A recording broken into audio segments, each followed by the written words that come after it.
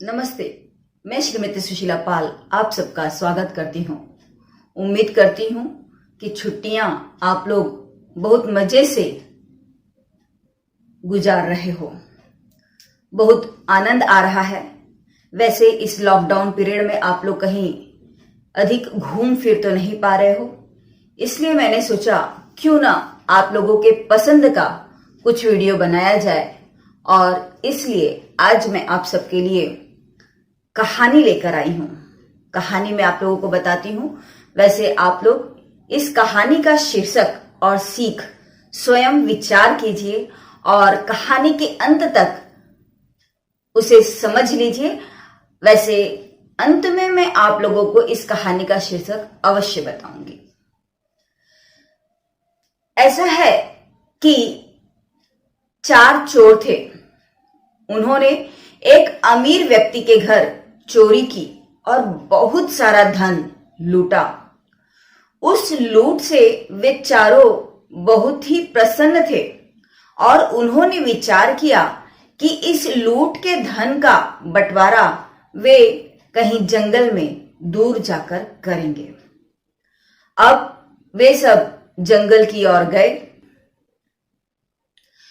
चोरी करते हुए उन्हें बहुत देर हो चुकी थी और अंधेरा हो गया था। अब उन्हें बहुत जोरों की भूख लगी थी, इसलिए उन्होंने विचार किया कि 2 चोर जंगल में अंदर जाएंगे और वहां पर वह उचित व्यवस्था करेंगे। और निश्चित किया गया कि 2 चोर, उनमें से 2 जन बाजार जाएंगे और वहां से कुछ खाने पीने की वस्तु ले आएंगे, और थोड़ी जैसे आप लोग पार्टी वार्टी करते हो ना, उस तरह से वह भी जश्न मनाएंगे। अब 2 चोर बाजार गए।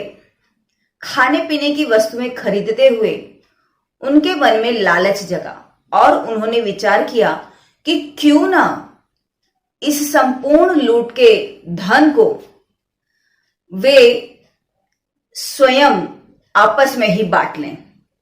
और इस तरह से जब 4 जन का धन 2 में बटेगा तो दोनों को अनुपातन अधिक धन संपदा मिलेगी। और इसलिए उन दोनों ने लालचवश बाजार से जहर लिया और उस जहर को खाने पीने की वस्तु में मिला दिया।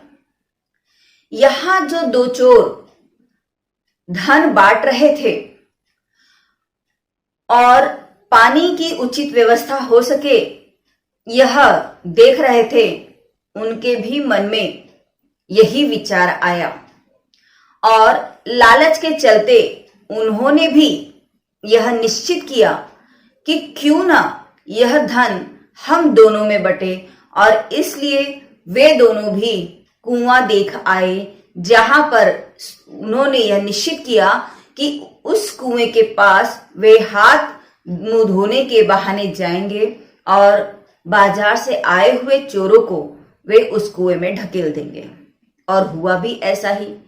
जब बाजार से दोनों चोर, उनके साथी चोर खाने पीने की वस्तुएं लेकर आए, तो ये चारों ही साथी कुएं पर हाथ मुंह धोने के लिए गए। और वहीं पर 2 चोरों ने, जिन्होंने निश्चित किया था कि कुएं में ढकेल कर उनकी हत्या कर देंगे, उन दोनों चोरों ने बाजार से आए हुए चोरों को कुएं में धोखे से ढकेल दिया। और इस तरह कुएं में डूबकर, जल अधिक था तो कुएं में डूबकर वे दोनों चोर मर गए। अब ये दोनों बहुत प्रसन्न हुए और हाथ मुंह धोकर वे गए और बाजार से लाया हुआ मिठाई और अन्य वस्तुएं, खाद्य वस्तुएं उन्होंने खाई। भरपेट उन्होंने खाया और खाने के बाद चूंकि उन वस्तुओं में भी जहर मिला हुआ था, अतः उस जहर का प्रभाव हुआ और फलतः यह दोनों चोर भी छटपटाते हुए मर गए। इस तरह धन का जो बंटवारा था वह चारों में से किसी को भी नहीं मिल पाया और बहुत अधिक धन लूटने के बावजूद चारों चोर बिना किसी धन संपदा के अपनी जान गंवा बैठे। उम्मीद है आप सबने शीर्षक और सीख विचार कर लिया है। वैसे शीर्षक है जैसा बोओगे वैसा काटोगे। दूसरा शीर्षक हम दे सकते हैं जैसी करनी वैसी भरनी। और सीख में हम लिखेंगे कि हम दूसरों के साथ जैसा करेंगे वैसा ही फल हमें भी मिलेगा। उम्मीद है आपको यह कहानी बहुत पसंद आई होगी। यदि यह कहानी पसंद आई है तो आप लोग इसे लाइक कीजिए, कमेंट कीजिए और अपने मित्रों को भी शेयर कीजिए। साथ ही यदि आप मेरे इस चैनल पर नए हैं तो इसे सब्सक्राइब कीजिए और नोटिफिकेशन का बेल आइकन अवश्य प्रेस कीजिए ताकि जो भी मेरे नए वीडियो अपलोड हों उसका नोटिफिकेशन, उसकी जानकारी आपको तुरंत मिल सके। धन्यवाद।